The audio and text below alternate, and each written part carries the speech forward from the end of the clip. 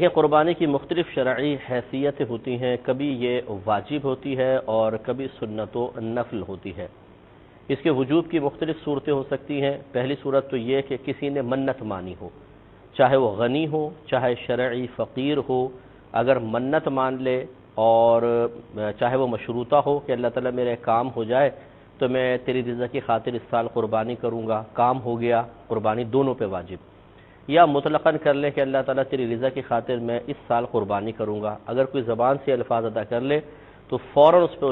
اس سال قربانی کرنا واجب ہو جائے گا، تو یہ غنی ہو چاہے فقیر دونوں پہ قربانی واجب ہو جائے گی۔ ایک اور صورت ہوتی ہے کہ اگر کوئی شرعی فقیر غریب آدمی قربانی کی نیت سے جانور خرید لے تو اس پر اس جانور کی قربانی واجب ہو جائے گی۔ اگر کوئی مالک نصاب غنی شخص مالدار شخص خریدتا تو اس پہ پرٹیکولر اس جانور کی قربانی واجب نہ ہوتی، یعنی خریدنے کے بعد چاہے تو اس کو بیچ کر دوسرا جانور لے آئے، یہ ہو سکتا ہے۔ لیکن جب شرعی فقیر جس پر قربانی واجب نہیں ہوتی غیر مالک نصاب اگر کوئی جانور خرید کر لائے گا تو جیسے ہی یہ جانور خریدے گا اس پر اس ہی جانور کی قربانی واجب ہو جائے گی، اب اسے تبدیل نہیں کر سکتا، اس کو بیچ نہیں سکتا ہے۔ اور تیسری قربانی کے وجوب کی صورت ہوتی ہے جو صرف مالک نصاب پر قربانی واجب ہوتی ہے۔ مالک نصاب وہ شخص ہے جس کی ابھی میں بتاتا ہوں کہ اس کے پاس مال وغیرہ ہو تو پھر اس کے اوپر قربانی واجب ہوتی ہے اور شرعی فقیر پر قربانی لازم نہیں ہوتی ہے۔ اب ہمارے گھروں میں عموماً یہ ہوتا ہے، بہت بڑی یہ مسٹیک ہے، آپ سب ذرا غور سے اس کو سماعت فرمائیں اور اپنے رشتہ داروں تک ان مسائل کو پہنچائیں کہ بعض اوقات تو ہم نے قربانی کرنے کا ٹھیکہ گھر کے سب سے بڑے فرد کو دیا ہوتا ہے۔ یہ ہمارے ہاں تو ہر سال والد صاحب قربانی کرتے ہیں، اب یہ نہیں دیکھا جاتا کہ گھر کے کس فرد پر قربانی واجب ہو رہی ہے کس پر نہیں، اس کا شعور نہیں ہوتا، بس ایک ذمہ داری ہے جو والد صاحب ادا کریں گے۔ ہر سال والد صاحب جانور لاتے ہیں، ذبح کرتے ہیں۔ اس میں غلطی یہ ہو سکتی ہے، خرابی یہ ہو سکتی ہے کہ ہو سکتا ہے والد صاحب پہ قربانی واجب نہ ہو، بیٹے پہ ہو، بیوی پر ہو، بہو پر ہو یا کسی بیٹی پر ہو، اس پہ ہم توجہ نہیں کرتے، لہٰذا بعض اوقات والد صاحب پہ قربانی نہیں ہے، وہ کر رہے ہیں تو نفل ہو رہی ہے، اور جس پہ قربانی تھی وہ کر نہیں رہا تو اس کا واجب ترک ہو رہا ہے اور اس طرح وہ گناہگار ہوگا۔ بعض اوقات ایسا ہوتا ہے کہ مثلا والد صاحب پہ واجب ہے لیکن ہمارے ہاں راؤنڈ چلتا ہے گھر کے اندر، اس سال کس کی طرف سے تھی جی؟ والد صاحب کی طرف سے، نیکسٹ ایئر جی والدہ کی طرف سے، اس سے اگلے سال بیٹے کی طرف سے ہوگی، وہ کہتے ہیں جی پچھلے سال تو میں نے اپنی طرف سے کر دی تھی، اس سال ہمارا ارادہ ہے کہ بیٹے کی طرف سے کریں گے، تو یہ بھی صحیح نہیں ہے۔ ہو سکتا ہے والد صاحب پہ قربانی واجب ہو، بیٹے پہ نہ ہو، اور آپ نے اپنے گھر کے اصول کے مطابق یہ کہا کہ اس سال ہمارا ارادہ بیٹے کی طرف سے کرنے کا ہے، تو اگر بیٹے کی طرف سے کریں گے تو نفلی قربانی ہوگی، اور جو والد صاحب پہ واجب قربانی تھی اس کا کیا ہوگا؟ تو یہاں ترک واجب آ جائے گا اور اس طرح گناہگار ہوں گے۔ لہٰذا خلاصہ کلام یہ ہے، بہت غور سے سماعت فرمائیں کہ قربانی کے 3 دن ہوتے ہیں، 10 ذوالحجہ، 11 اور 12۔ ان 3 دنوں میں گھر کے جس فرد میں قربانی کی شرائط پائی جائیں گی اس پہ قربانی واجب ہوگی، وہ والد صاحب بھی ہو سکتے ہیں، والدہ بھی ہو سکتی ہیں، بیٹا بیٹی، پوتا پوتی، نواسا نواسی، یا بہویں ہو سکتی ہیں، جو بھی جن میں بھی شرائط پائی جائیں گی اس پہ قربانی لازم ہوگی۔ گویا کہ قربانی کے 3 دنوں میں، اور میرا مشورہ تو یہ ہوگا کہ چونکہ ہم جانور 3 4 5 6 دن پہلے ہی لے کر آتے ہیں، اس لیے قربانی سے 1 ہفتے پہلے ہی گھر کے تمام افراد اپنا اپنا حساب و کتاب کر کے قربانی کی شرائط کو اپنی ذات میں تلاش کریں،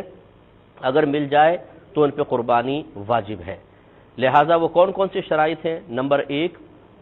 مسلمان ہونا، کافر پہ قربانی واجب نہیں۔ نمبر 2 عاقل و بالغ ہونا، پاگل و مجنون پہ واجب نہیں، اسی طرح نابالغ پر واجب نہیں۔ تیسرا مقیم ہونا، یعنی قربانی کرنے والا مسافر نہ ہو، اپنے گھر پر ہے، مقیم ہے۔ مقیم اس شخص کو کہتے ہیں کہ جو حالت سفر میں نہ ہو، اور مسافر اسے کہتے ہیں کہ جو اپنے گھر کی حدود سے، اپنے شہر کی حدود سے باہر نکل جائے اور ارادہ یہ ہو کہ کم از کم 92 کلومیٹرز دور جاؤں گا۔ ان کلومیٹرز کی تعداد میں یا اس کی جو ہم آپ کو ایک لمٹ بتا رہے ہیں اس میں اختلاف ہو سکتا ہے کوئی عالم آپ کو 70 کلومیٹر بتائے، کوئی اس سے کم زیادہ بتائے، کیونکہ نبی کریم صلی اللہ علیہ وسلم کا مسافر کی شناخت بیان کرنے کے سلسلے میں کلام یہ ہے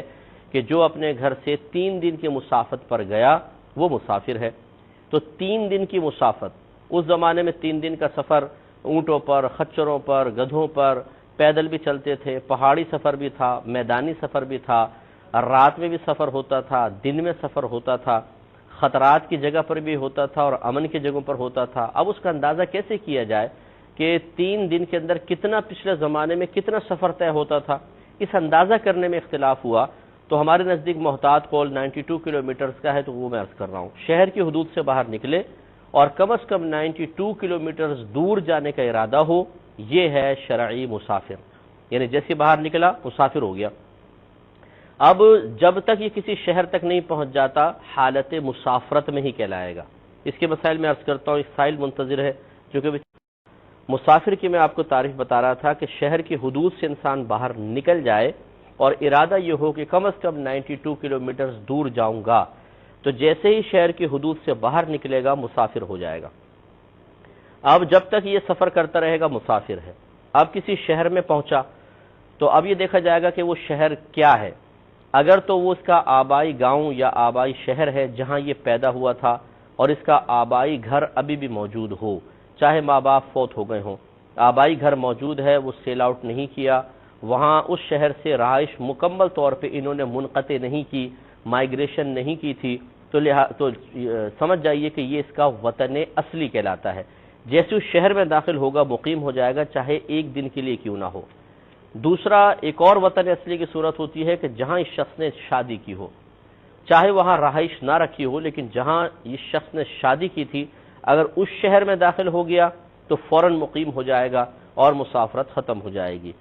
تیسرا، اس نے کسی ایسے شہر میں داخل ہو گیا کہ جہاں یہ نیت کی تھی کہ میں اس سے کبھی بھی باہر نہیں نکلوں گا، اب میں یہیں پہ مکمل طور پہ رہائش پذیر رہوں گا۔ باہر نہیں نکلوں سے مراد کہ ہم یہاں چھوڑ کر نہیں جائیں گے، شہر کو اسی میں رہیں گے، مکمل مستقل رہائش اختیار کرنے کا وہاں ارادہ کر لیا ہے، تو جیسے اس شہر کے اندر داخل ہوگا اب اس کا مسافرت ختم ہو جائے گی۔ یہ تو ہوا وطن اصلی۔ 3 طرح کے وطن اصلی تھے، ان میں حکم یہ ہوتا ہے جیسے آپ مسافرت کر کے داخل ہوں گے چاہے 1 دن کے لیے کیوں نہ ہو، آپ کی مسافرت ختم ہو جائے گی۔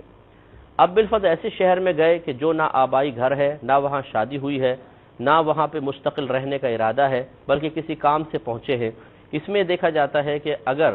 15 دن یا اس سے زیادہ ٹھہرنے کی نیت ہے تو مقیم ہو جائیں گے، مسافر نہیں رہیں گے،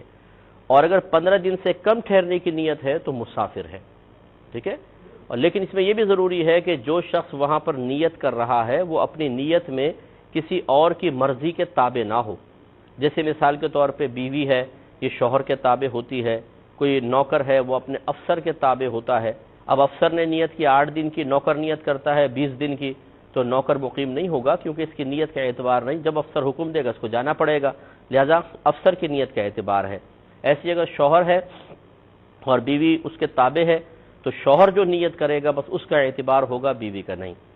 خلاصہ کلام یہ ہوا کہ جب انسان اپنے شہر کی حدود سے باہر نکلا اور 92 کلومیٹرز دور جانے کا ارادہ ہے، وہ مسافر ہو گیا۔ اس کے بعد جب وہ کسی شہر میں داخل ہو، اگر وطن اصلی ہو تو اس کی مسافرت ختم، یا 15 دن اس سے زیادہ ٹھہرنے کا ارادہ ہو تو اس کو کہتے ہیں وطن اقامت۔ وطن اقامت میں داخل ہو گیا تب بھی مسافرت ختم، اور اگر ایسا نہیں ہے تو پھر یہ مسافر ہے، یعنی شہر کی حدود سے باہر نکلا، 92 کلومیٹر دور جانے کا ارادہ ہے، مسافر ہوا،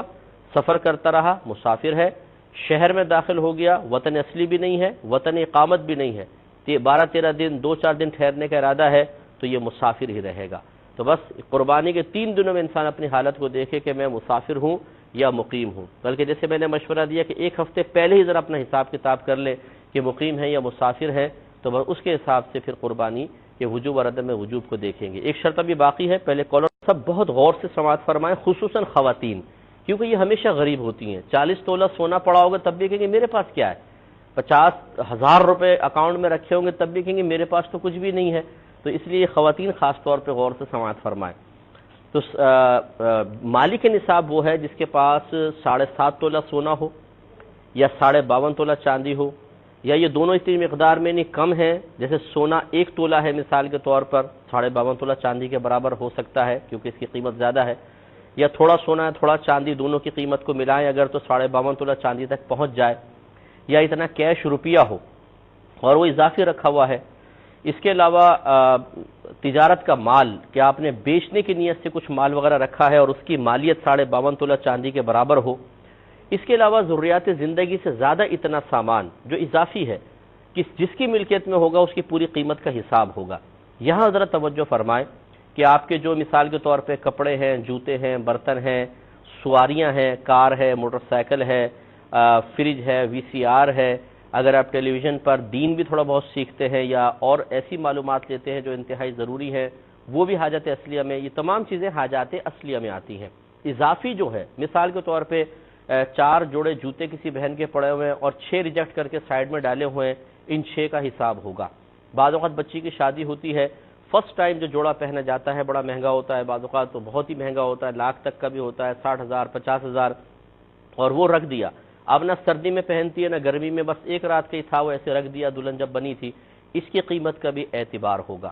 اسی طریقے سے زکوٰۃ کا میں نے آپ کو بتایا کہ نصاب علیحدہ ہوتا ہے۔ زکوٰۃ کے لیے ضروری ہوتا ہے کہ اگر آپ نے دکان لی ہے، کوئی مکان لیا ہے، پلاٹ لیا ہے، اگر بیچنے کی نیت سے لیا ہو تو زکوٰۃ بنتی ہے، ورنہ نہیں۔ لیکن قربانی میں ایسا نہیں ہے۔ قربانی میں جتنا سامان، جتنا یہ پلاٹ وغیرہ ضرورت سے زائد ہوگا ان سب کی قیمت کا اعتبار ہوگا۔ مثال کے طور پہ ایک پلاٹ لے کے رکھا ہوا ہے کہ چلو جب پیسے آئیں گے بنا لیں گے اپنے لیے، اس کی قیمت کا اعتبار ہے کیونکہ اس وقت یہ آپ کی ضرورت سے زائد ہے۔ ایسی آپ نے دکان لے کے رکھی ہوئی ہے اور یا کوئی مکان خرید کے رکھا ہوا ہے، ان کی قیمت کا بھی اعتبار ہوگا۔ اسی طرح جتنی دکانیں، جتنے مکان آپ نے کرائے پہ چڑھائے ہوئے ہیں تو یقینی سی بات ہے اگر آپ کی ضرورت کے ہوتے آپ اس میں رہتے، لیکن آپ نہیں رہتے ان مکانوں میں اور اس طرح دکان آپ نے کرائے پہ چڑھائی ہوئی ہے تو یہ ضرورت سے زائد کہلائے گی۔ اس دکان کی قیمت کا اور اس مکان کی قیمت کا بھی اعتبار ہوگا۔ بلکہ اس میں اور زیادہ ایک مسئلہ ہے، وہ میں عرض کرتا ہوں۔ پہلے قربانی کے مالک نصاب ہونے کے لیے جو مال آپ کے پاس ہے اس پہ سال کا گزرنا کوئی شرط نہیں ہے، بس اتنا ہو، وہ سونا ہو یا چاندی ہو یا روپیہ ہو یا مال تجارت ہو یا ضروریات زندگی سے زائد اتنا سامان ہو کہ ان کی قیمت 52.5 تولہ چاندی تک پہنچ جائے، قربانی لازم ہو جائے گی۔ اس لیے ہم نے آپ کو سمجھایا کہ اگر 1 تولہ سونا بھی ہے، وہ چونکہ 52.5 تولہ چاندی سے زائد قیمت کا بنتا ہے، قربانی لازم ہوگی۔ تھوڑا سونا تھوڑا چاندی ہے، دونوں کو ملایا جائے گا۔ تھوڑا روپیہ بھی ہے، ان تینوں کو ملایا جائے گا۔ 52.5 تولہ چاندی تک ہو جائے، قیمت پہنچ جائے، قربانی لازم ہوگی۔ اسی طرح جو ضروریات زندگی سے زیادہ گھر میں سامان ہے، ہر ایک اپنا اپنا حساب کرے کہ میری ذاتی ملکیت میں کیا کیا سامان ہے، ان تمام جو اضافی سامان ہو اس کی مالیت کا اعتبار ہوگا۔ تو لہٰذا میں نے آپ کو سمجھایا کہ اگر بالفرض آپ نے کوئی دکان، مکان، پلاٹ لے کے رکھا ہوا ہے، اس پہ اس کی قیمت کا اعتبار ہوتا ہے۔ کرائے پہ چڑھایا ہوا ہے تب بھی قیمت کا اعتبار ہوگا۔ حتیٰ کہ علماء نے فرمایا کہ مثال کے طور پہ آپ نے گھر کو 2 منزلہ بنا لیا، اوپر والا ایسی بند کر رکھا ہوا ہے، نیچے آپ پورشن میں رہتے ہیں، اوپر والے تمام جو پورشن ہے اس کی قیمت کا اعتبار ہوگا، اس کی قیمت بھی لگائی جائے گی۔ تو اب خلاصہ کلام یہ ہوا، ذرا غور سے اس کو سنیے گا کہ ہر شخص گھر میں قلم اور ڈائری لے کے بیٹھ جائے اور یوں لکھے، سونا کتنا ہے وہ لکھ دے، اگر نہیں ہے تو کراس مار دیں، چاندی کتنا ہے لکھے، اور کیش روپیہ یہ لکھیں، مال تجارت یہ لکھیں، اگر مال تجارت نہیں ہے تو وہی کراس لگائیں آپ۔